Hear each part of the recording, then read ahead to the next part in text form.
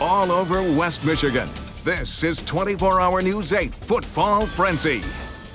Well, hi, everybody. Welcome to the playoffs, a playoff edition of the Football Frenzy, where every game's a spotlight now. I'm Jack Doles, joined by the Frenzy crew, Larry Figursky and Steve Ambrose. Highlights from 19 games. We'll start in Division 1 and work our way down. First up, OK Red Coat champs square off in round 1. Granville and Rockford. Now the Rams strike first from their own 35. Tyler Bradfield rolls out, keeps it, and he's gone. 65-yard touchdown. Look at him fight for every single yard. 2-point conversion's good, and the Rams had an early 8-0 lead. Granville answers right back. Going to give it to Nolan Meekoff. Takes the carry, breaks through the line, cuts to the outside, and there he goes. 52 yards to pay dirt. Cut the lead to 8-6. Third quarter, Rams give it to Hunter Novak on the counter. He's going to break some arm tackles, and then he's gone. A 30-yard touchdown run. That made it 15-6. Rockford, fourth quarter, they put this one away. Hunter Novak again on the sweep, around the end, in from 2 yards out. Rockford wins it. Final score, 24-6. Well, the Rams then awaiting the winner of the other OK Red Conference semifinal, if you will. East Kentwood and Hudsonville meeting the postseason for the third consecutive year. Sixth meeting between the two programs in the last 3 seasons. What a game this was. Falcons swept the 2 meetings a season ago.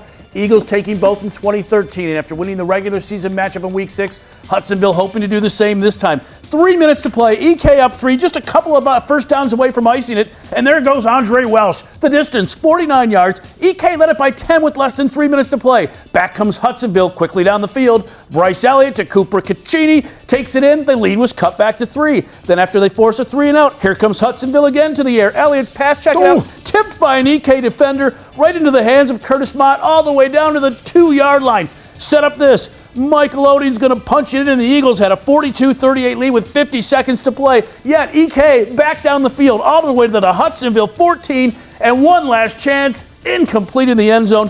Hudsonville in a thriller, 42-38. Well, no way anyone would think of leaving that game early. Division 2, District 1, stacked. 3 of the 4 teams in this district ranked in the top 5 this week. Mona Shores, one of them. Their drive back to Ford Field begins with Forest Hills Northern. FHN with a big win at the end of the regular season over FHE. This one would be much bigger if they could pull it off. Easier said than done. Connor Brunius, though, rumbles his way in for 6. PAT no good. Forest Hills Northern up 6-0. Mona, second quarter. Tyler Trovinger, ball fake, going to take it, following the blockers into the end zone. PAT good, so Mona Shores takes a 7-6 lead. Then later, Trovinger going to give to Marcus Collins, bulldozes his way in for the score. 14-6 Sailors at that point. They hold on to win 21-12. The other 2 teams in this district are 5th-ranked Muskegon, 4th-ranked Traverse City Central. They met up in Traverse City tonight. Here's highlights. Terry and Hill McKay, 9-yard touchdown run. Scampers in 7-0 Big Red. Still in the first half, Khalil Pimpleton to Ja'Cory Sullivan. Watch him get hit near the goal line. Fumbles, but it's ruled a touchdown. That wouldn't have been if it was a Lion. 14-0. And then third quarter, Pimpleton, the keeper, goes 10 yards, 23-0. Muskegon rolls 40-14. Winner of that district will get either Lowell, Portage Central, Byron Center, or Lakeview in round 3. Red Arrows hosting the Spartans in their district opener tonight. Red Arrows up 7-0 in the first. This is Ryan Stevens decides to keep it. It's a good decision. 2 cutbacks against the grain and in. 10-yard touchdown. It was 14-0 Lowell. Then early in the second, handoff this time will go to Max Dean, and the big guy will just plow right over right guard and in from 3 yards out. That made it 21-0. Lowell advances 49-6. Well, next up for the Red Arrows, the winner of this, Byron Center at Portage Central. First quarter, Zach Saltzgaber going to go for 19 yards. First score of the game. Byron Center up 7-0. Later in the first, it's a tie game. Byron Center in the red zone again, going to Saltzgaber again. This time it's Josh. 6-yard run. Byron Center wins 34-21. Let's move on to Division 3. 3rd-ranked Coldwater took a perfect 9-0 record into the playoff opener against Parma Western. Pick it up. First half, Coldwater already up 7-0. And this is Sean Delaney. 30-yard field goal splits the uprights. 10-0 Cardinals. Third quarter. Big drive for Coldwater. Spencer Burns. He's going to go 35 yards down to the 25-yard line. Fights off some tacklers, And that'll set up a Spencer Burns touchdown. It's going to go 7 yards here. Coldwater beats Parma Western 31-7. Also a couple scores to pass along from Division III. It is St. Joseph over Sturgis 33-20. And the Edwardsburg Eddies over Stevensville Lakeshore 34-21. They'll also win D3 rematch, one of the best regular season games of the year. This time in East Grand Rapids. Pioneers hosting the Eagles of Christian. 7-0 EGR. Michael Malowitz play fake. That's pretty over the middle. Jake Combs takes it at the 15 and takes it in. 30-yard TD was 14-0 East. Back came Christian. Devontae Dickens powering through the line and in. Cut it to 14-7 at the half, but East got one early in the third, then here early in the fourth. Bryce Henke, his second of the half. East Grand Rapids advancing 27-14. In Division 4, Godwin Heights earned its first playoff berth in 26 years. The Wolverines' reward, well, at date was second-ranked Grand Rapids Catholic Central. Opening possession, Cougars marching right down the field. That's Dan Forbes up over the pile and in. It was 7-0 right out the gate. Next possession, Joe Enns. Check out the touch on this pass. That's pretty. Just floats it right into Darren Lewis, who makes the grab, and then he'll take it the final 55 yards, 75-yard catch and carry. Grand Rapids Catholic Central rolling tonight 55-0. And Larry, they'll get the winner of this game next week. Unity Christian making the trip to Lake Odessa, taking on Lakewood. Third quarter, Crusaders QB David Boss going to keep it himself, take it in for 3 yards out. 25-13 Unity. Fourth quarter, Lakewood looking to answer. But Tony Vanderploeg going to step in front, pick it off, take it deep in the Lakewood territory. Unity wins 32-13. All right, we've got to take a break. More from Division 4, 5, 6, 7, and 8 when the Football Frenzy returns.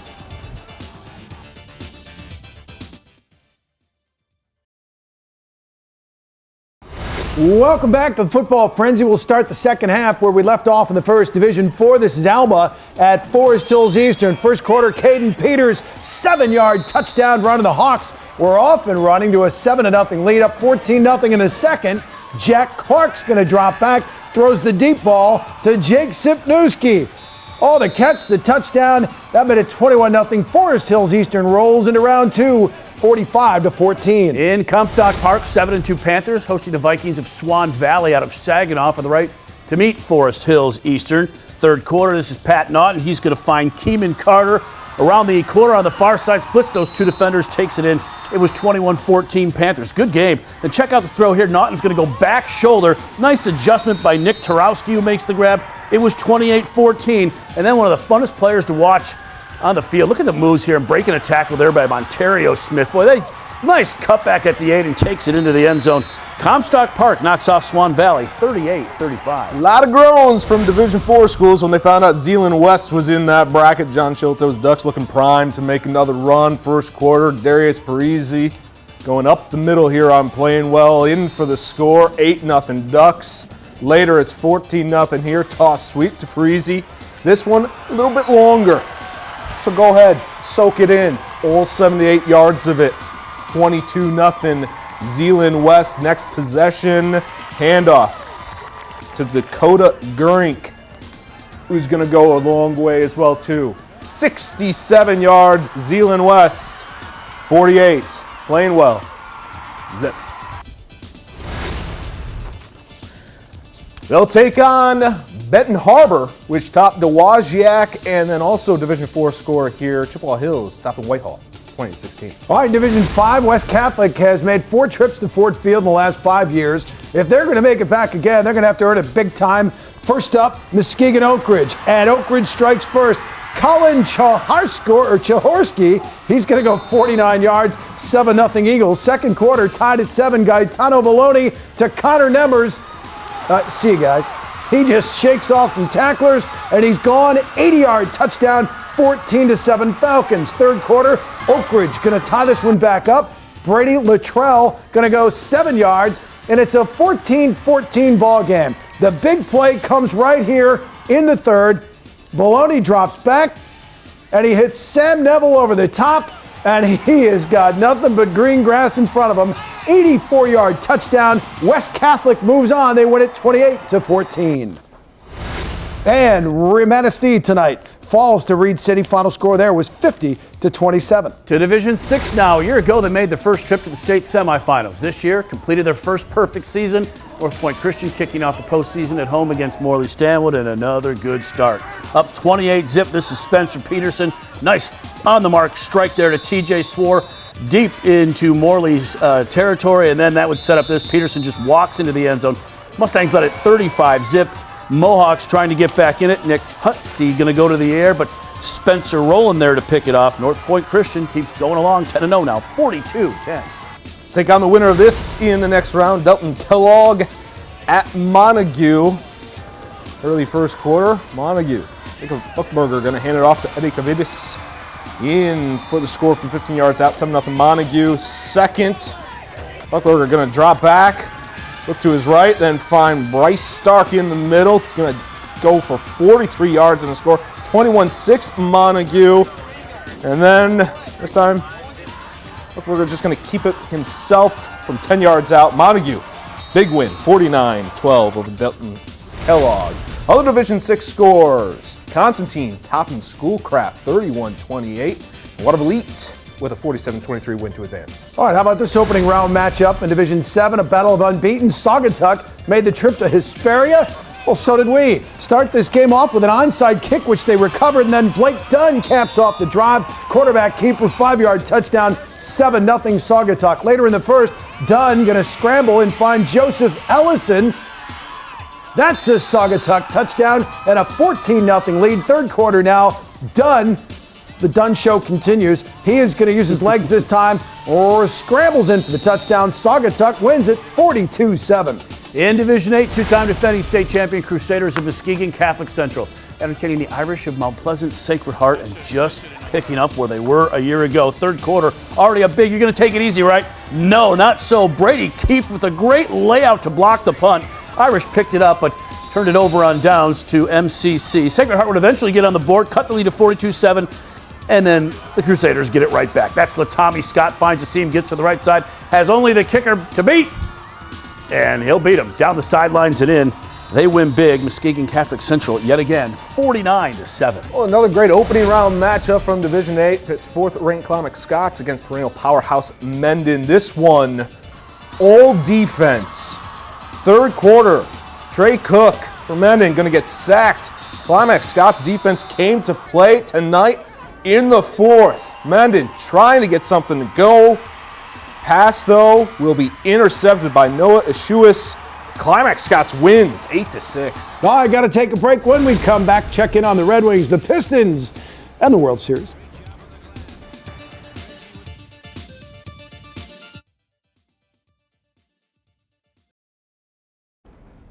Welcome back to the Football Frenzy. New York Mets about to take Game 3. They lead the Royals 9-3 in the ninth inning. Royals had led this series 2-0. I guess they still do at this point. On to the NBA, where the Pistons, looking to run their record to 3-0, took on the Chicago Bulls at the Palace. Andre Drummond, the putback, gives Detroit an 83-81 lead late in the fourth quarter. Bulls come back on the other end. Derrick Rose slashes to the hoop, ties this one up. They go to overtime, tied at 83. In the OT, watch the great ball movement by the Pistons.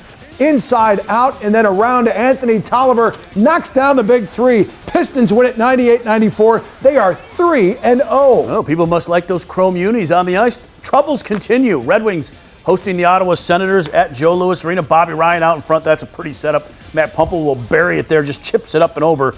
And the Sens had a 2-0 lead. Wings finally get on the board on a 5-on-3. Timu Polkinen with the big blast set up here at the top of the slot. That will hit a stick and go right to Henrik Zetterberg, who buries it. But the Wings fall again, 3-1 in Ottawa. I think the Wings have trouble, Blair. How about the Griffins? Ooh, that's Andreas Athanasiou has a goal. That's it for Grand Rapids. They fall 6-1, now 1-6. And the Mets and the Royals World Series game has just gone final. Mets win it 9-3, so now the Royals lead that series 2-1. So far, we've shot 221 high school football games. Wow. You'll have more tomorrow, and we'll, of course, be here again for another playoff edition next week. Thanks for joining. I just want to see all those highlights again. Go to woodtv.com.